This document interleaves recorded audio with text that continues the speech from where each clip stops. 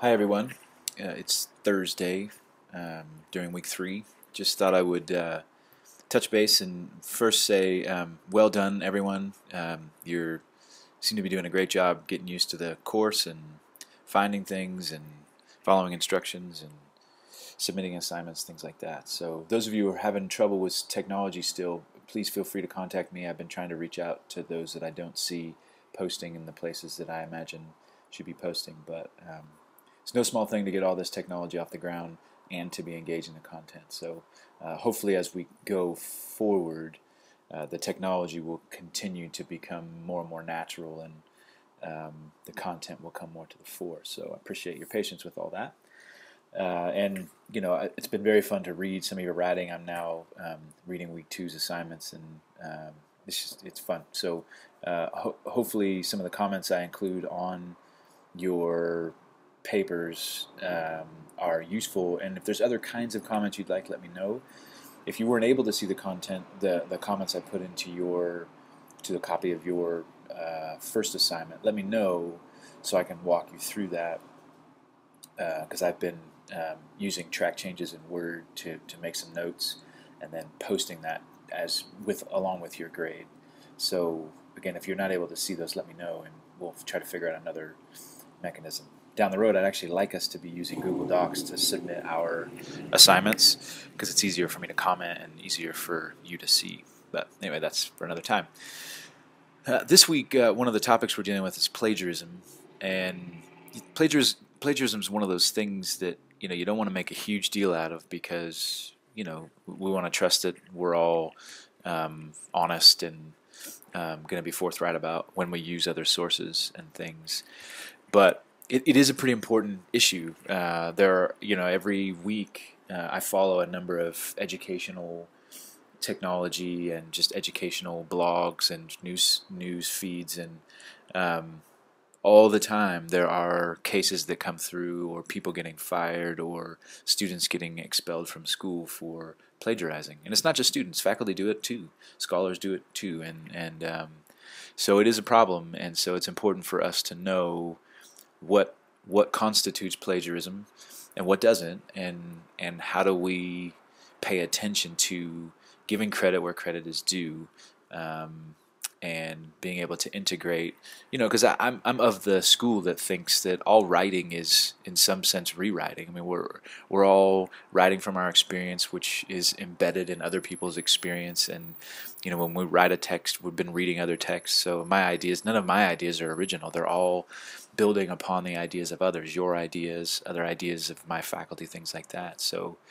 it's not a clear cut line all the time between what is mine and what is somebody else's. So, but where we can, we need to be able to give credit where credit is due, and that's largely what this plagiarism stuff's about. So, not intended to be super scary, but so I just wanted to show you a couple of things. Some of you probably already looked at these, but in the course, I put a link up that actually comes from Hebrew Bible survey sequence class last year, which Amy Erickson put together. So if you go into our course in week 3, you'll see this plagiarism description and examples. I think this is a really nice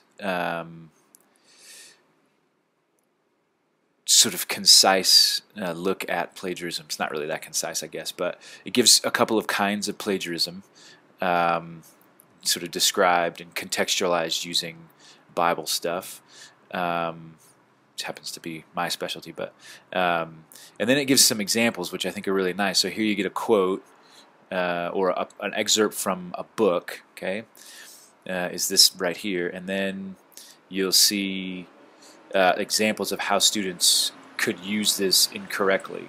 So give that a look, and then there's some notes on what the problems with that particular example are. So give that a look and see what you think. And by all means, ask me questions if you have any. Use the general Q&A forum to post any questions you might have about plagiarism, because I'm imagining if questions arise, you're probably not the only one that has them.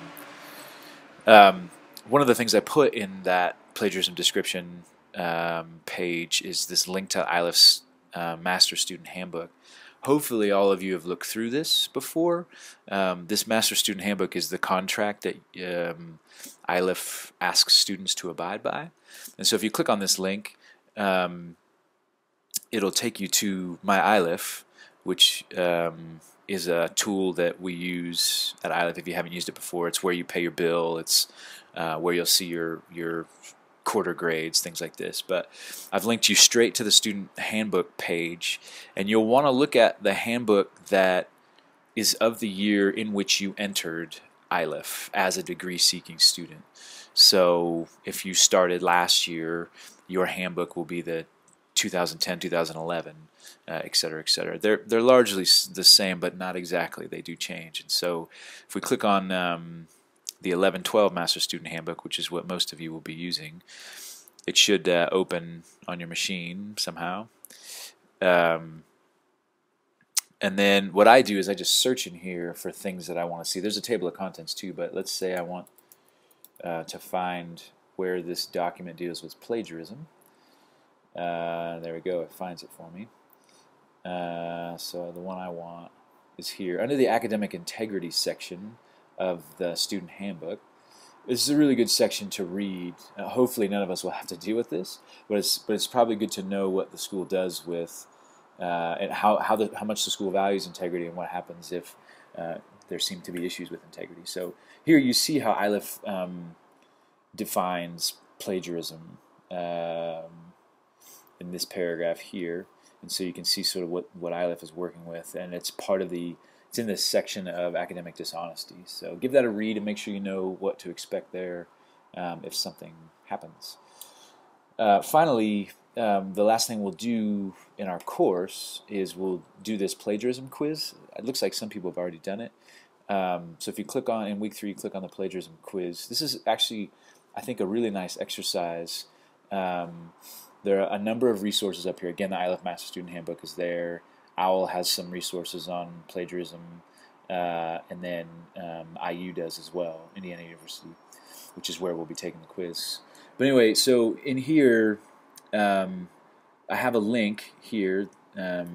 This link will take you to a quiz, or to the first page of IU's site, and then I give you some instructions on how to get into the quiz. And this quiz will, I think, help solidify what is plagiarism, what isn't. There are examples in the quiz that are and are not plagiarism, and some are word for word, and some are paraphrasing. So it's really important to know what those look like. And so it took me 2 attempts to get all the answers right on this quiz. So don't feel bad if you don't get them all right on the first try. And I put a little note in there. Make sure you keep track of what you answered to each question, because at the end, the quiz will tell you which ones you got wrong. Then I want you to go back and take it again.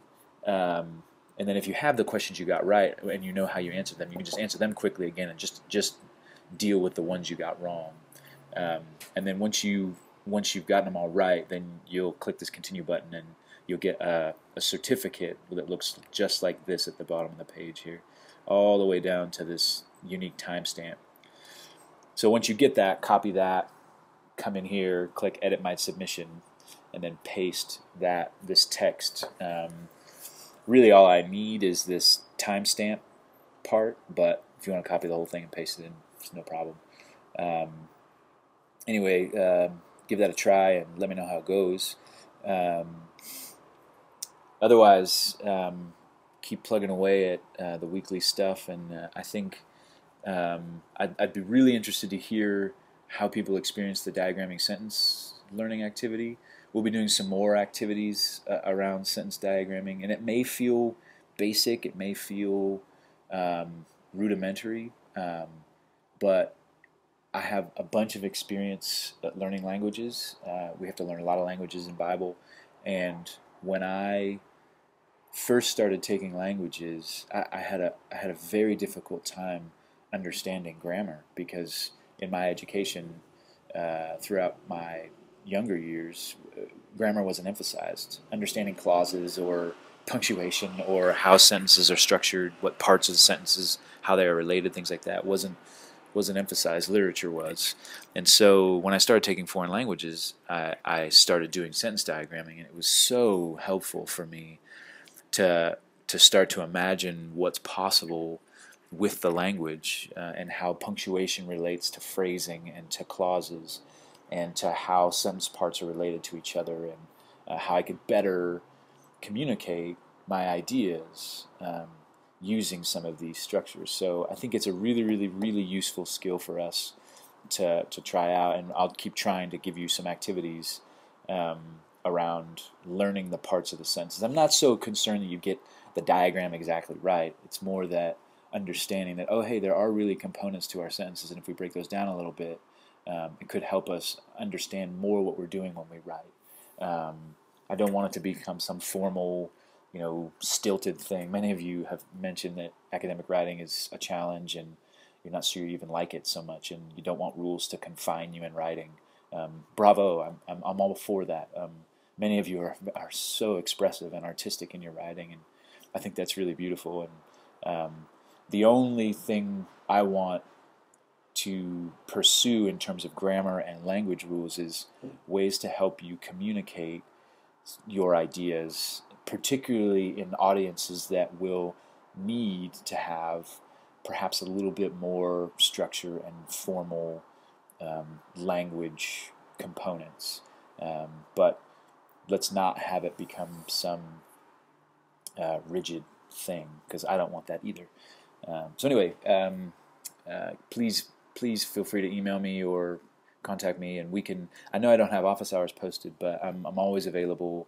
Well, not always available, but I'm more than happy to schedule a time. And I do have web conferencing tools that I can use to meet with you, even if you're not on campus, where we can talk and even see each other in video and share screens and see what's going on if you're having trouble with technology. So anyway, we'll talk soon.